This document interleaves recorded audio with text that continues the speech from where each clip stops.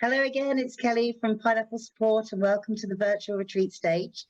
This afternoon I'd like to introduce Stephen Mollura, who is one of our valued and loved professional counsellors. Stephen is going to provide you with a seminar on personality in the workplace, something everyone should really listen and learn from. So over to you, Stephen. Thank you so much.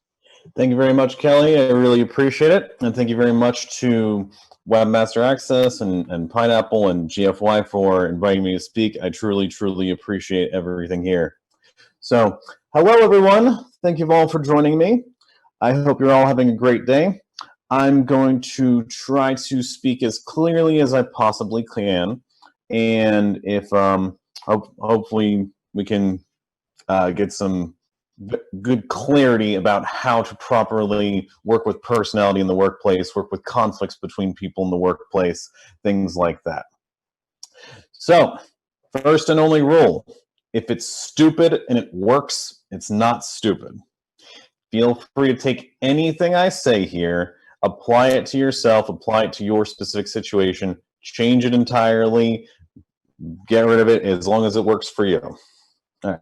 So when people ask me about my counseling specialties, I usually say fear and self-sabotage. And I really want to focus on self-sabotage today because that's a really important aspect of personality.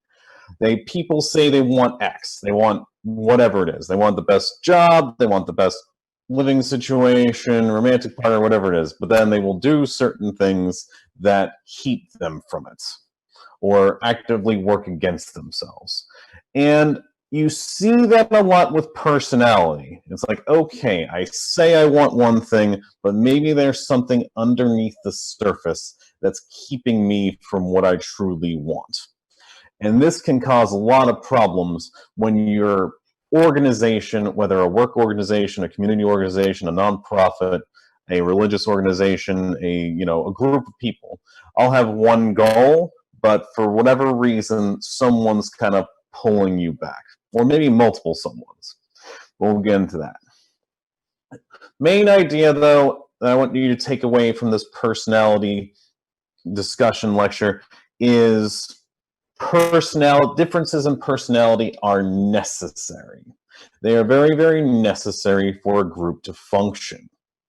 Once again, it doesn't matter what kind of group, it's necessary for us to come together and have differences so we can become stronger and more geared towards our goal.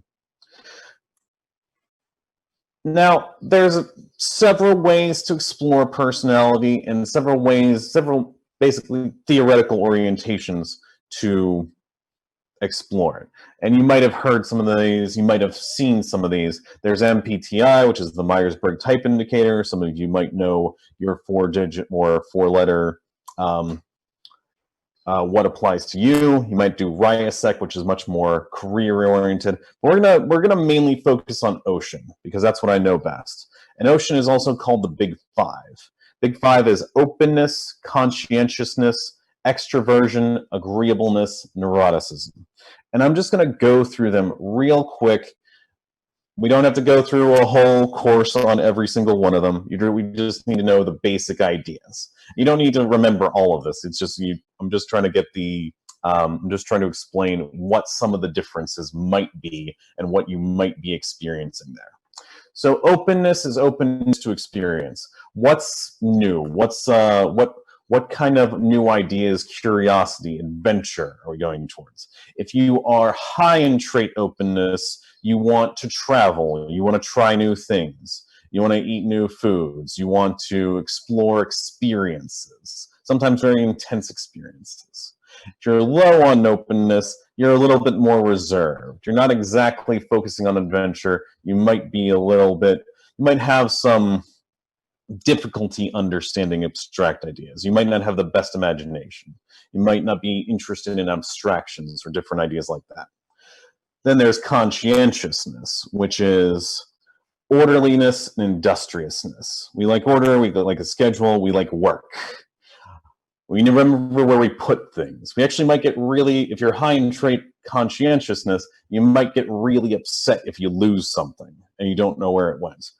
If you're low in trait conscientiousness, you might not be so orderly. You might not be that industrious. You might be like, I'll just put my clothes on the floor. I'll get them later. Now, extroversion, then there's extroversion, which is basically how social you are, which is a little bit of a gross oversimplification, but that's okay.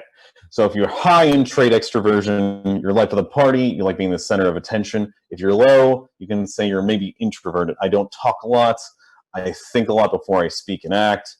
I'm quiet around strangers. Agreeableness is the next one. Agreeableness is basically how much you, you might, if you're high in trait agreeableness, you might fear conflict. You might have a very soft heart. If someone's crying, you'll cry too. You might not know why the person's crying, but you might cry too. If you're low in trait agreeableness, or maybe high in disagreeableness, you might be insulting to people. You might not be really interested in others. You may not be interested in other people's problems, things like that. And neuroticism is then the idea of how intensely we experience painful emotional content, anger, anxiety, depression, things like that.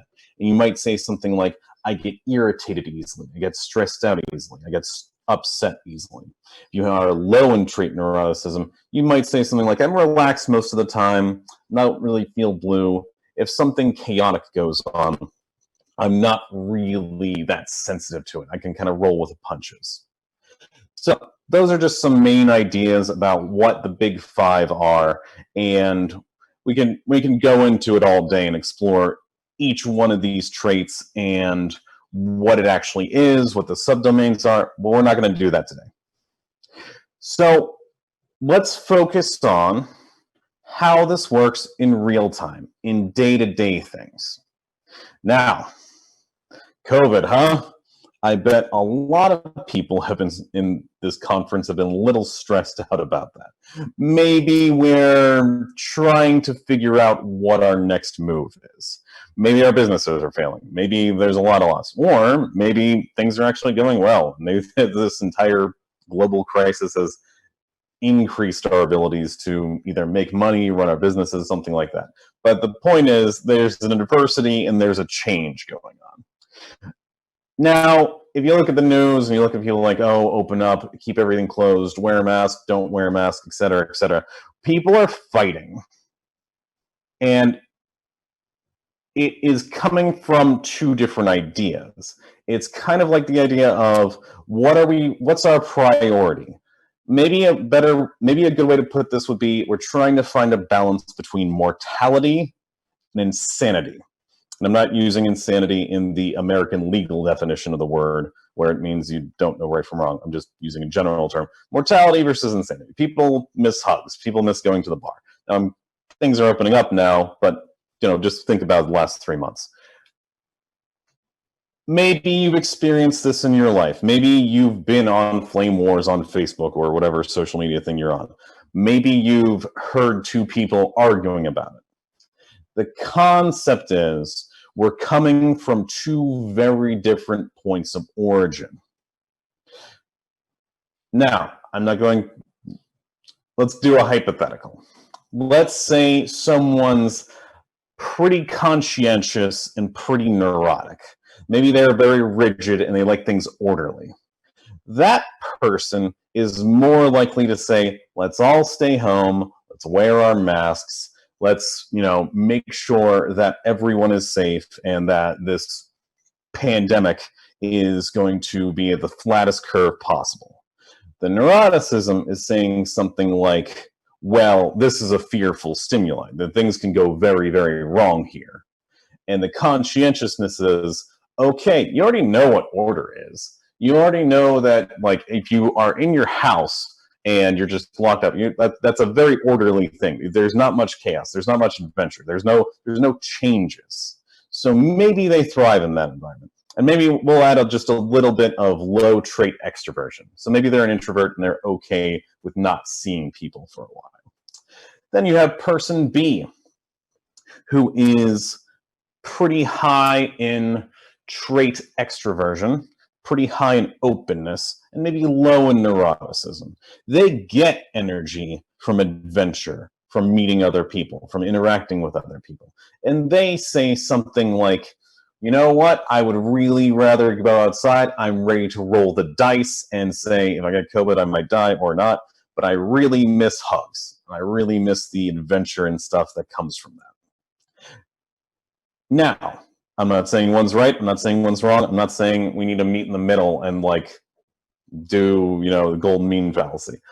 I am saying that people will argue about the content, the surface level ideas of something, but not reach the idea of, well, this person is coming from a different world. This person has different values from me. This person has a different way of viewing reality. If you value quality of life over living, then maybe go outside and give some people hugs. If you value living over quality of life, then, maybe stay home for now.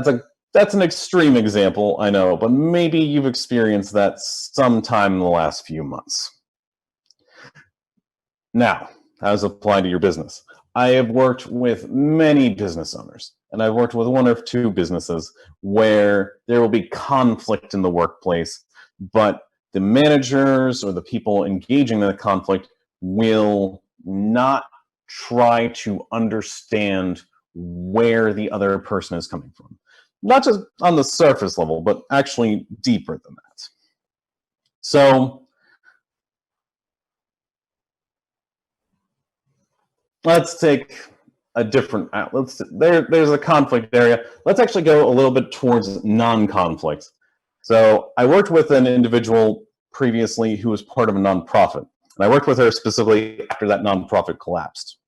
So the idea was this nonprofit was made with one idea in mind. We're going to get the same people with the same personality type to work together. And they hired basically the same ideas.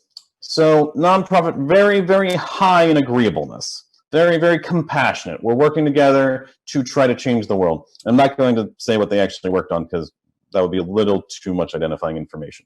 But just, it's a nonprofit. They were working very hard to make the world a better place. The problem with that is they hired the exact same kind of person each time. I'm not going to say exact. Excuse, that's a little bit hyperbolic, but very, very similar people. Let's say you have 30 people working in a business with very high agreeableness. Sounds like a good idea. Everyone's compassionate, everyone's polite. The problem there is it pretty much collapsed because no one could bear their fangs. There was, just minor disagreements as you want to experience in the workplace, but there was no resolution. For resolution, you need to show your fangs a little bit. You need to be able to show, all right, this isn't right for me. I'm willing to fight for it. And not in the realm of dominating, because you don't want to actually dominate your coworkers, because then you have a dominated coworker, and they're going to get you back for that. But in order to find some level of resolution, okay, everyone uses a microwave in the break room, but then it gets gross and no one cleans it. Maybe someone who is very orderly and conscientious wants, a workplace that isn't, full of rats and vermin and stuff. Other people are okay with it. Maybe the conscientious person says, I'm not going to deal with this. We got to figure out a way to clean this thing. And that's it. Maybe the idea is like, okay, it's not you clean it because you use it less. Maybe we need a cleaning schedule. Maybe we need some way to meet everyone's needs, or at the very least meet one person's need and make it tolerable for everyone else. So, going back to this nonprofit, a lot of agreeable people, no one actually bearing their fangs, no one actually being able to resolve issues, no one even really being able to manage. Because the idea is you have to bear your fangs sometime. If you're in a power position, sometimes you got to tell people to do things you don't want to do. And if you're too agreeable, you can't do that. So that nonprofit fell apart in about 1.5 years, and we were working with this individual about how she would want to do things differently if she could do it all over again. So let's go back to my main premise. The idea is differences in personality are necessary, which is a problem because people who are in hiring positions tend to hire people like them. Another example here. I'm going to work with, excuse me, give me 1 second. Take a look at my notes. So generally, if you're very, very open and you're an entrepreneur and you're like love new ideas and you love adventure and you want to start a business, that's a great idea. You might benefit from a cynic, because the idea is if I'm very open, if I'm very Pollyanna, I'm just like, I have this great idea, I'm going to go for it. A cynic or someone who's a little conscientious, a little reserved will say, wait. Here's your end goal. We need to figure out how you're going to go through that. We also need to figure out what's going to get in the way. And I've worked with very open people in the past who have really, really great ideas. And it's like, all right, let's say you want to open a restaurant or anything involving food. What does your local health department have to say about that? And they usually look at me like they don't know what I'm talking about. And it's like, okay, if you're open and you're love new ideas and you're low trait neuroticism and you're just like flowing, you generally don't like the nitty gritty. You don't like the boring, the tedium. It's like, oh, I had this great idea, I'm gonna go for it. Nope, pump your brakes. Government might shut you down. The business market might shut you down. A lot of things might shut you down. Don't just go to the bank for a loan yet. Figure out what your actual budget is. It's nice to be evened out by someone who can kind of, wait, how do we actually do this? Now, this is kind of an extreme example because that is, well, that's basically a sitcom. Someone who's super open, someone who's a little bit more reserved. And you can see that pretty much anywhere. Frasier, Dharma and Greg, a bunch of 90s sitcoms, Big Bang Theory. All those are basically personality types interacting, and the drama and the humor comes from the clashes, but they work together very well. Another way to put this is entrepreneurs start businesses and managers run businesses. I'm listening to Brooke Castillo, who is an amazing life coach and has basically built a coaching empire and business empire over the last 10, 15, 20 years. And she was recounting in one of her podcasts, I loved the start of it. I love the idea of here's my business, here's my baby. I want to get to 7 figures. I want to make this empire. Here I am putting out fires. And she succeeded so well that she was starting to not like it. Or I rephrase, she needed to start changing her mindset around it. Because the idea is, here I am as an entrepreneur, here's all the new ideas, here's me putting out fires, here I am interacting with people and getting things done. And then it got stable enough and successful enough that you didn't have to do all those things anymore. Once the gears started actually running by themselves, a lot of the time she just had to sit back and run the day-to-day operations. Like, okay, maybe give that to a manager. Maybe give it to someone who's a little bit more conscientious here. And by the way, if you're both super open and super conscientious, you are deadly. You are powerful beyond measure. Just an idea. Okay. Now, once again, let's get a little bit closer to conflict. And this is something I really want to talk about in regards to business situations, because I've talked to a lot of business owners and a lot of managers and a lot of just employees in general. And a lot of them have the same idea. Conflict in the workplace is the worst thing. And I don't agree, period. I don't agree, period. Like, I think conflict in the workplace can be very, very helpful, both to the organization, the employees, the employer, the manager, everyone. But it has to be used right.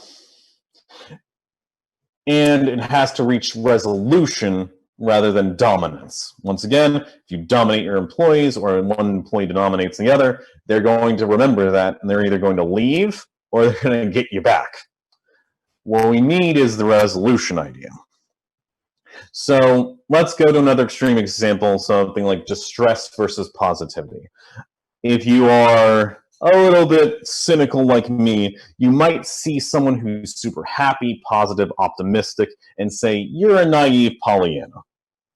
And you, if you are more open, positive, happy, you might say, well, you're a miserable naysayer. And you can work together.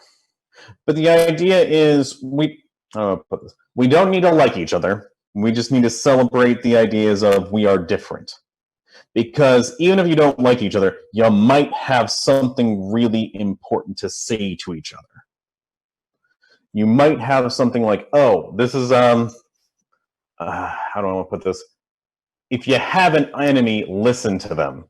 Because they might have a really, really good criticism, and they might have some knowledge or wisdom for you that you can use for yourself, even if it is painful. Which gets me to my next idea. Do not throw the baby out with the bathwater. Now, I've had to explain this to people who recently haven't heard that phrase before. So back in the day, people had communal baths, and the entire family would go into the bath together. And when they drained it, the idea was, okay, we got all this gross used bathwater. Make sure the baby's not in it and not thrown out the window with it. The idea is, here's something valuable that you don't want to get rid of when you're getting rid of all the other stuff you got to dump. That's not valuable. So this isn't from me. This is from a supervisor in Orlando I had a few years ago. But he worked with, he was much more involved in industrial and organizational psychology than I am. But he was working with this company.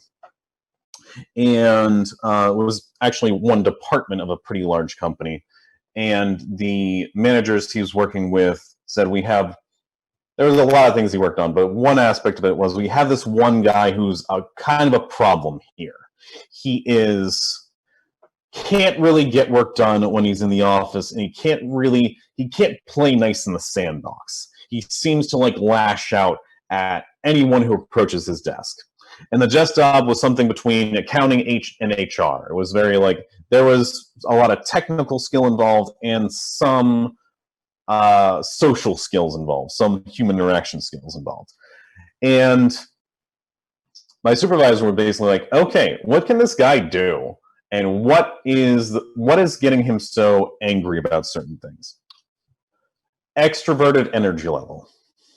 So if you know anything about extroverts, they get a lot of energy from being around social people, being around people, going through social interaction. That's something that gets them pumped up. It's something meaningful. Introverted people, generally, are people who need a little bit more time to themselves to energize. Maybe social interaction for them is draining.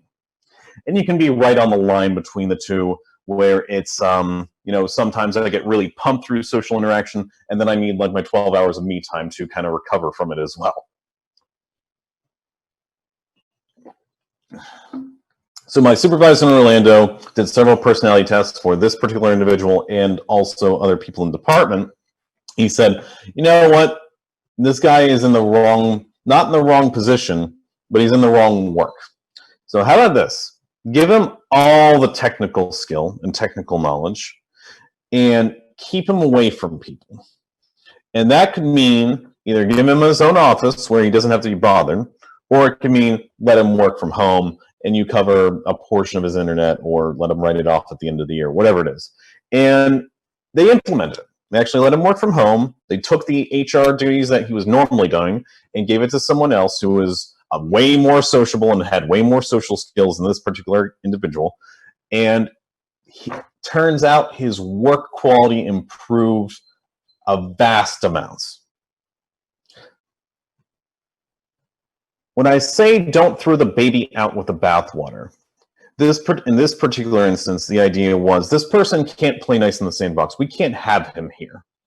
And the idea is, well, don't just fire him. You hired him for a reason. And in fact, there seems to be some other value, some genius level value in other areas. Maybe fit the job to work with his personality. Now, if I was his individual counselor and he wanted to work on social skills, I'd say, okay, maybe we need a job where we have social skills. But insofar as he wasn't seeing me, the idea, and my other supervisor was working for the company, what they wanted best. The idea is, yeah, put them where they need to go. You probably shouldn't put an introvert in sales, and you probably shouldn't put an extrovert doing, in the basement doing typing work, data entry, because what are they going to do? Unless for whatever reason there's a lot of people in the basement. All right. Baby out in the bath. Don't throw the baby out with the bathwater. Use what's valuable in its right place. But I really, really want to focus on how hard it is to see things from other people's perspective, especially when it seems like other people's perspectives are offensive to you, or they bring up some level of anger. So I don't think I need any examples for this, but look on the news, look at Facebook, look at whatever the hell. You can go anywhere. Go to Flame Wars, go to anything where it's like, oh, I'm reading something, and for whatever reason, this person has an opinion that is different from mine, and I'm angry about it. Outrage. And outrage is not an aspect of personality beyond neuroticism, but it is something that keeps us from understanding other people's personalities. Let's go back to the COVID situation. You might say something like, well, some people are losing their homes and all the government has to open up back up again so we can pay our bills. It's like, yeah. Other people are like, well, other people are losing their lives and the government has to keep us all inside so people don't die. You can say, yeah. But I've seen so many people get into allegorical fistfights about this, where it's like, can we just stop? Just try to see what's going on from the other person's perspective. You don't even have to agree. Let's try to see, why does this person think the way they do? And I'm saying this pretty calmly because this is my job. Most of my job is trying to understand, where is this person coming from? What's going on? If I don't know, then I need to dig deeper and be like, hey, is this right? What's going on here? What are your core beliefs? What are your personality traits? What about you brings you to this opinion or this idea? Now, it's hard work. It is very, very hard work. And the idea is, well, that's okay. Even if you're not trained like me to try to understand other people, you can still do it. And usually the idea is, well, why do you think that way? Not in a jackass way, not like, well, why do you think that way? That's dumb, but really in a genuine curiosity way. If you have two individuals fighting over, I don't know, the microwave in the break room and cleaning it, or someone playing their music too loud, or whatever it is, maybe the idea you can start with is, why do you think that way? And be genuine. It seems like something about disorder really gets to you, or it seems like you really enjoy your music and it helps you get through the day. Really be open. Have a conversation with your employees, with your partners, with your managers, and try to understand more. I know it's hard, though. I know it's hard because most of the time when someone says something that imposes on us or that we disagree with, our normal reaction is to say, well, you're dumb and you suck and you're clearly wrong. But just look twice and try to be curious. Why do you think that way? Why do you feel that way? Be genuinely open. Anyway, that's just some advice. All right. So that's the basics that I wanted to bring to you about this subject. And Kelly, if you can hear me, do you have any questions for me, or you may keep I was actually just sitting here and sort of laughing to myself because I didn't realize in my last position I'm actually a real big extrovert, but my assistant was an introvert. So when we gave her a little sort of section podded off, she wanted to be completely enclosed. she worked fantastically after that. And I was just sitting here thinking, is there an easy sort of online test where we could go somewhere so someone could find out if they're more on the extrovert or introvert spectrum to see how they then could too? Or is that a bit? Yes, there are. There is understandmyself.com. I believe that costs about $10. There are other free ones online. I believe on therapistaid.com is also another one with some tests on it. If you would like me to send you some online resources once I get some actual ones, I can certainly do that. Yeah, that would be fantastic. Well, thank you ever so much for your time today, Stephen. Obviously, we always appreciate all the work that you do for us. But obviously, if anyone has any further questions and they want to go back to the virtual retreat stage, there's a chat room in there and you can ask some questions and we can forward them on to Stephen as required. But I'll be happy to answer anything. Other than that, we'll just again say thank you once again and all the love to everybody at WMA. Have a great afternoon. Cheerio. Thank you very much, Kelly. Have a good one. Bye, guys.